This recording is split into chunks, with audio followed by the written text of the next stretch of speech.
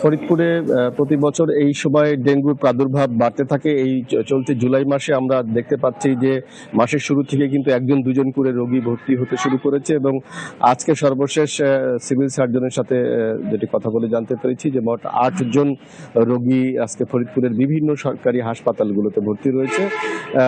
যেখানটিতে আমি এখন আছি ফরিদপুর জেনারেল হাসপাতাল, সেখানে ২ জন রোগী ভর্তি ছিল, দুপুরে তারা রিলিজ নিয়ে চলে গেছে। অর্থাৎ বিভিন্ন হাসপাতালে ছড়িয়ে ছিটিয়ে কিন্তু এই রোগীগুলো ভর্তি হয়েছে এবং ভর্তির হার ক্রমশ বাড়ছে। তবে এখনো পর্যন্ত পরিস্থিতি স্বাস্থ্য বিভাগ এবং ডাক্তার নার্সদের যে সেবার আওতার বাইরে চলে যায়নি। এবং বাংলা কিউআর যেখানে নগদ পেমেন্ট সেখানে সারা দেশে 10 লাখেরও বেশি মার্চেন্টে নগদে পেমেন্ট করুন খুব সহজে।